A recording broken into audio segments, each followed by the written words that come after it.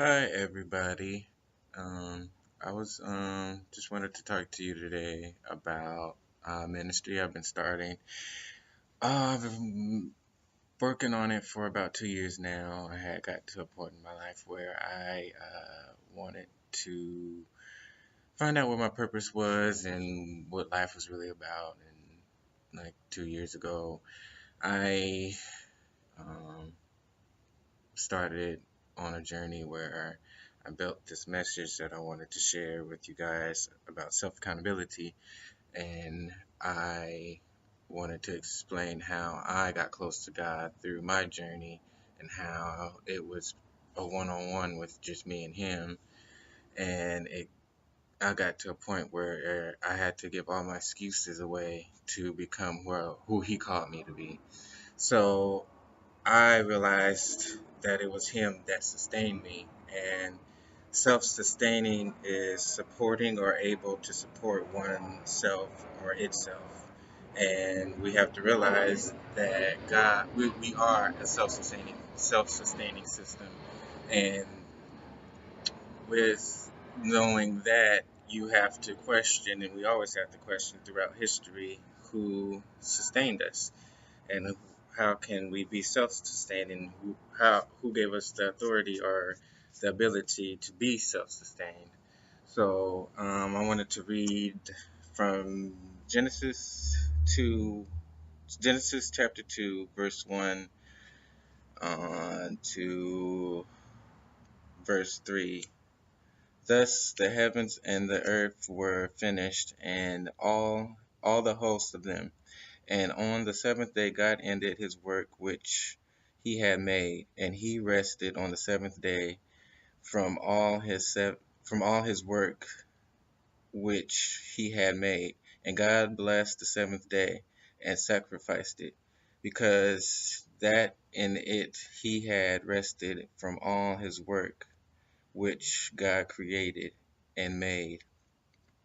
So when God said it was done, when he said it was completed and done, that's when he put his timing on the self-sustaining system that's been going on for millennia, as long as we have recorded. Um, I I believe that a, I would say we are a system where we look. I would say as far as people, we look for ways on how we can be more efficient in our well doing or wrongdoing, because we always look for a reason to put action to what we can imagine, whether it's good or evil. And when God created us, He gave us knowledge of good and evil. So that, knowing the difference between good and evil will help you make your decisions on who you are and who God said you are. And those two are important, because not knowing who you are unaware of some of the decisions you've probably made, and you you put your ego before God's word, and you go against the system when you go against the conviction in your heart, which He gave you to tell you that you're doing wrong. So when you convinced yourself that you were doing right and a wrong, you made up a story on making that wrong a right in that moment. So we get caught up in our own imagination on what is right and what is wrong, because when you tell a lie, you have to tell another lie to cover that lie, and you're covering for a story that could have ended when you told the truth the first time. So you're creating a story in your mind, but in going by the word of God and the story that He's placed in the puzzle pieces He's placed in your life, you begin to experience moments with Him where He teaches you how to walk. And knowing God and how He stands in His word because he is the great I am, and his he never changes his plan, because what he said is what he said. He gave us one word to stand on. So in knowing that we are reciting our life, or projecting or speaking the word, as though speaking a word over your life, as though it was, or I would say, or though sorry, you are reciting your life on according to his word, and you get a clearer perception on you get a clear perception on your life when you walk on his word, because he's telling you exactly who you are. And when you have your moments with him, he's teaching you his ways. And when you learn his ways, that should be a sign that you're only supposed to stand on that word and in that moment where you and him actually met. And knowing that you had a moment with him, there's no denying that you are there alone, and you're not walking on this earth in a lonely vessel. So when you have your ego, you look in the mirror and you see yourself as just you, and you feel like you have to protect you, and somebody hurt you, and you're carrying the pain, and you feel like you owe your pain all the excuses in the world for it to stay there and rot into um, dysfunctional decisions or choices that you've made. You run into karma. And when karma hits you, you should be that's your moment where you should stop and say, I should learn something from this situation or circumstance. And you got to understand that the self sustaining comes with correction. God said he chastised those who he loves, and everybody had an experience with karma, whether you're black, white, young, old. He placed a system where you have to realize that it's not always your way, it's his law and his system. But even though it's his system, he let us walk in it self-sufficiently. But in able to walk in it self-sufficiently and abundantly, you have to have self-accountability for every moment you had in time with him and with yourself and the ones around you. So um, I wanted to teach about reiterating. Um, when you hit a wall or hit a circumstance or something in your life where you feel like you couldn't make it, I wanted to share that you can reiterate and turn that situation around by reiterating. You have to be still to be able to reiterate exactly what happened in that moment that stubbed you. So reiterating is to do something again or many times. If you repeat yourself, you're reiterating the thing that you originally said to get an accurate feeling.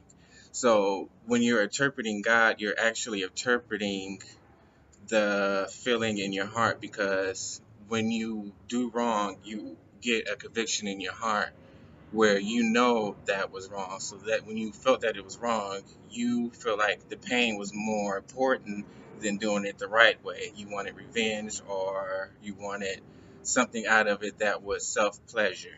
And when we go against God's word, we fall into our flesh, and we have to reiterate on why we did it to make it right. You have to stick by his word, and when you stick by his word, you realize what you did wrong. So when you feel that conviction, you should have stuck with what's right, which was what he said. And what he said always points to love. And when you stand on that one word, you can avoid consequences or karma or um, backlash of something or a decision that you've made that you knew that you shouldn't have made. That was the conversation you had with God at that moment when you felt the conviction.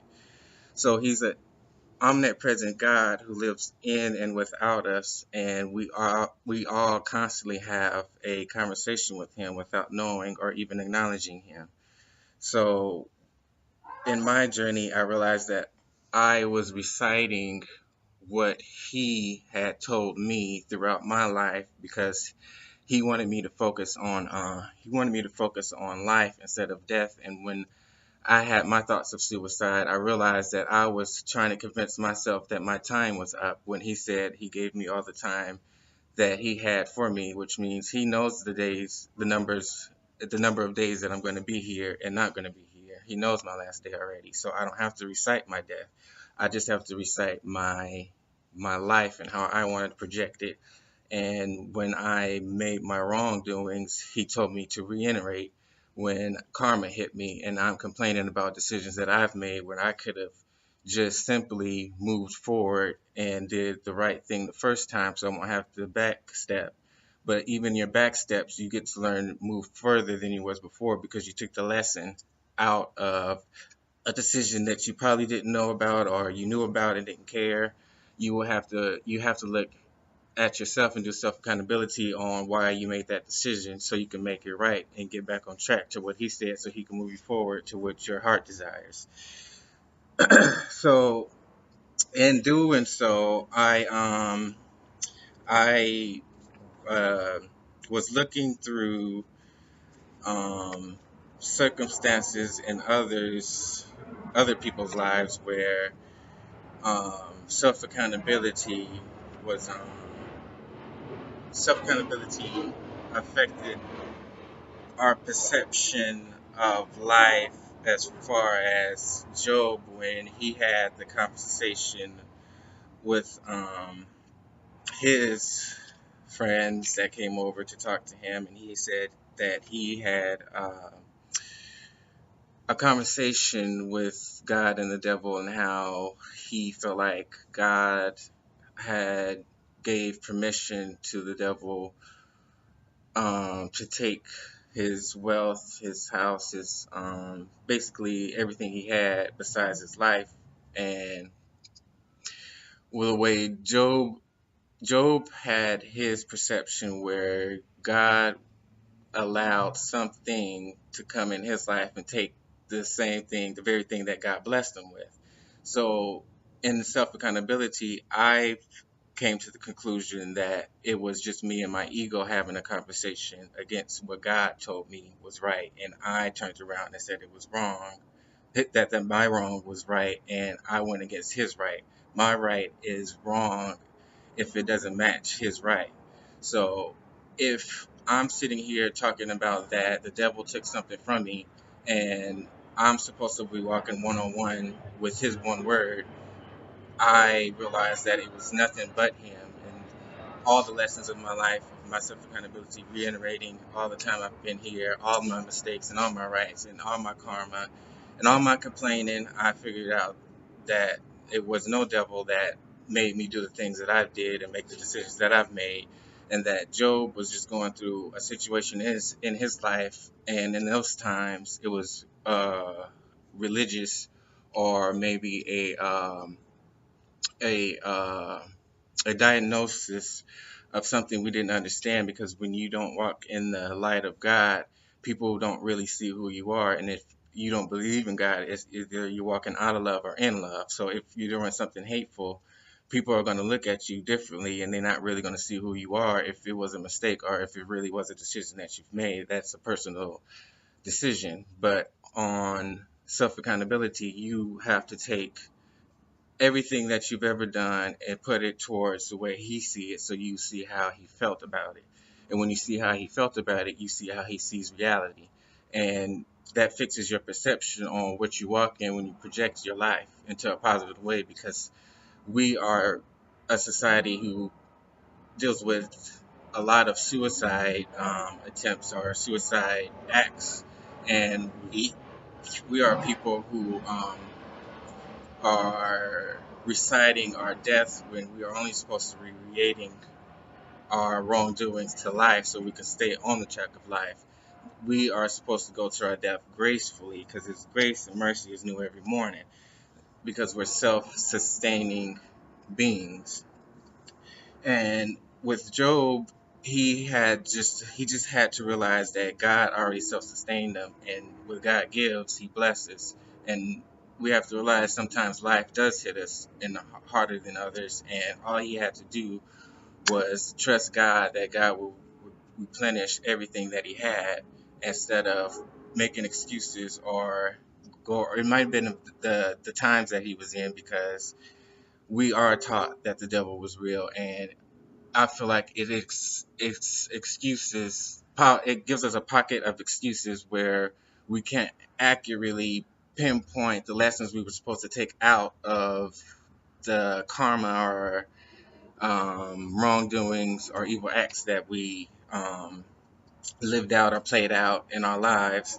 And during during those times when Jesus was born, it was a it was like a gleam of hope that somebody in those times, or even in these days, it's sometimes it's rare to see people with a heart, and it shouldn't be that way. It's the innocence in society, um, in what we're looking for. And when Jesus died on the cross, he died so we can see ourselves within ourselves, because we have to have faith in our hearts that there is a God, instead of wondering if there's a God, because you're actually asking, is love real? And the answer Jesus gave was yes, love is real enough for me to die for it.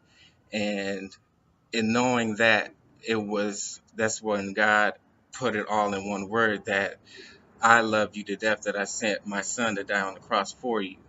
And I just wanted you to know that I self-sustained you in that way, because I wanted you to live a life abundantly, where we won't destroy ourselves destroy ourselves as far as extinction, and as far as individually in our marriage, destroy our kids' lives, destroy our marriages, destroy our communities, is because we haven't made the one word stick to what we feel is the main point in our existence. And I feel like when the king told the murderer to get out of jail and put Jesus on the cross, that's when the king told the crowd that it was his crown over lives, and Jesus told the king that it was lives over crowns, knowing that God already gave you a crown. It was the crown on your head. And you can be proud of that crown when you have a clean heart and walk upright, because if you use the crown in the wrong way, you're looking to destroy others without any remorse. Um, uh, when you walk around with no remorse for others, you're blinded to the innocence that we need to survive. So when God restores you, he restores your innocence.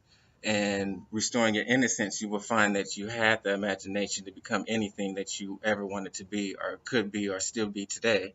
And all you have to do is have confidence that God sustains you and made you self-sufficient to complete that dream. So when you're reciting your life, it's like sitting down and having a conversation with him about what are you going to do with your life, whether it's life or death. So when you have a dream to be an actor, judge, a model, or the president, you have to have courage to step on and build upon that dream, knowing that your foundation was unconditional love, and that it was already sustained when he said it was finished. So knowing that it's done, and that you were praying for things that were already done, you realize he was just growing you to get to that place where you can be self-sufficient, and you won't squander it on things that you thought were real, playing with your own imagination, trying to convince yourself that the wrongs that you were doing were right, and wondering why God hasn't blessed the wrongs, because that was just it. They were wrong. He's not going to bless wrong because he's right. And you have to walk upright to get and see. Well, you already have to realize that you have it, but you just have to walk upright so he can guide you to a peaceful ending, because our days are numbered, but you also can live life in your inheritance that he's promised you. And the way you get your inheritance is reciting and keeping him in the story. And the way you get rid of the devil is take him out your story. And by doing that, you realize that it was just a one-on-one walk um, with the master himself. And you have the ability to pick and choose who you want to be, how you want to be, and where you want to be. Because the word that God sustains you on never changes, because He's a God that never changes. He's the God. That God that He was today was the God that He was yesterday, and the God He is today, He will be tomorrow. So you have to put your life in perspective of past, present, and future. And when you have a clearer picture of those three things, you will find yourself having a better guide with you when you are making decisions in your life. And I just wanted everybody to know that God is real, and it was always an open book test, and that He gave you all the answers that you've ever wanted, and they were always right in front of you if you just sit down and listen, because He said, "Be still." And He'll calm the sea, and He'll calm the winds. And when He calms them, He calms the sea of emotions, and calms the wind of thoughts, and you can be able to see clearly, and sit clearly in His Word, because He is now and you are now. And when you get anxiety or depression, you are either having anxiety over the future, or you either have depression over the past, which is past anger over what happened in that moment, whether it was your decision or someone else's. So when you reiterate that situation or moment, you have to see how God felt about it, even the wrongs and the rights. And if it was somebody who did something to you that kind of turned you in a way where you asked God if He was real, you have to forgive that person, and you have to know that God forgave that situation, and then you have to forgive yourself, because He does not want you to walk in shame, because that's what covers up the innocence. Shame covers the innocence that is needed to push forward in your dream. And once you find that He was just trying to place that innocence back in your life to guide you to the death that is peaceful, instead of guiding you to a death that is reckless, you'll find that you weren't supposed to focus on things that were irrelevant, which was something that somebody said that turned you, or something physically they did that turned you. You have to realize that you have to stand firm, and you have to stand firm in His Word. And when you're confident in His Word, you reiterate what He said, and it becomes your word, and you become one. And when you become one, you're walking in a better timeline of your life, where it's not so bumpy or rough. So, in knowing that you are guided to a place where we live, which is heaven, because we all have the opportunity to pick and choose what we want. So it's up to us to look at our own innocence to be able to see somebody else's innocence, because you can't take lives emotionally or mentally or physically, because it's not all right. I didn't self-sustain you, and you didn't self-sustain me. So it's um, an individual decision on how you want to walk and how you want to call it. But it's self accountability in the study of oneself, of how you see yourself, and study how you walk, study how you talk, study how you think, study how you feel, and compare it to what God said, and you find yourself lining up to what He wants and what He wants for you. And you'll see that it's what you wanted was what He wanted for you in a positive way. So, thank you, you guys. I hope that you find a relationship with God, and if you don't, um, pray next that He will show Himself to you, and I guarantee you, He will, if um, you're sincere about it, and you're really seeking His face, and you're really seeking His ways. I would say the first thing to do is start digging in His Word and seeing what He has for you and what He has to say to you and for you. So have a blessed day, and thank you.